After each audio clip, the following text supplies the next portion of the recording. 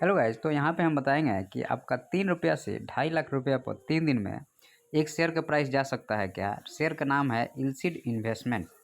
ठीक है।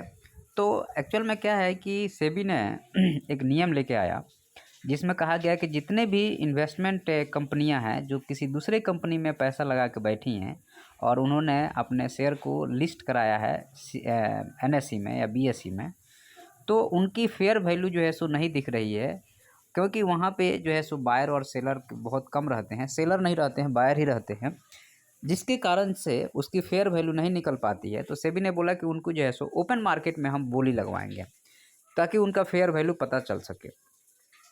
तो उसी के तहत में इलसिड इन्वेस्टमेंट का, चूँकि इसमें 3 या 4% के समथिंग आपको एशियन पेंट में इसका स्टेक है, इस कंपनी का होल्डिंग कंपनी है।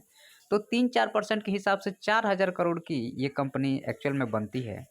तो लेकिन ये 4,000 करोड़ की कंपनी तो है, लेकिन इसकी फेयर वैल्यू नहीं थी क्योंकि 3 से 5 के बीच में ट्रेड कर रहा था और एक तरह से कहा जाए तो ई लिक्विड था, लिक्विडिटी थी ही नहीं, मतलब कोई सेलर ही नहीं था।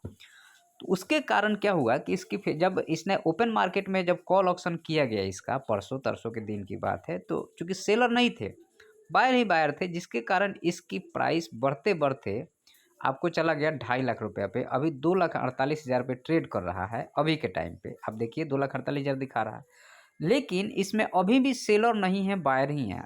वो आपको मैं दिखा रहा हूँ, आइए चार्ट पे आइए, हम लोग जीरोधा के इस पे आ गए। जीरोधा पे अभी देखिए इसकी प्राइस बढ़ते ही जा रही है। अभी इस साइड में चूँकि रेड वाला जो साइड देख रहे हैं आप, ये सेलर की साइड है और ग्रीन वाला जो साइड देख रहे हैं वो बायर की साइड है। अभी भी इसमें 2,48,000 पे 330 ऑर्डर ओपन पड़े हुए हैं और सेलर नाम का कोई आदमी ही नहीं है। यहाँ पे कोई सेलर नहीं है, सिर्फ बायर ही बायर है।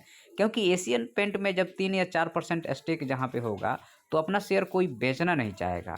इसके कारण से इसकी प्राइस जो है सो 3 दिन में, मान लीजिए आपके जनरली किसी के पास शेयर होगा ही नहीं क्योंकि यहाँ सेलर ही नहीं है। यहाँ 2 4 5 अगर मान लीजिए 10 शेयर भी किसी को मिल गया तो बहुत बड़ी बात है। 10 शेयर भी किसी के पास नहीं होगा। मेन जो शेयर होगा वो होल्डिंग कंपनी, जो इसके प्रोमोटर हैं या ऑपरेटर हैं, उन्हीं के पास इसका शेयर होगा।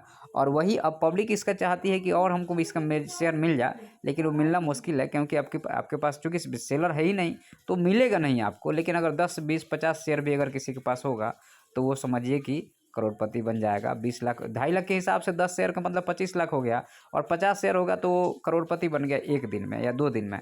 तो इस टाइप के ये कॉल ऑप्शन के थ्रू, सेबी के थ्रू हुआ है। तो इसका प्राइस जो भागा है वो कोई गलत नहीं भागा है, क्योंकि जब आपके पास में सेलर नहीं है और एशियन पेंट में जहाँ स्टेक है तो भागेगा ही भागेगा।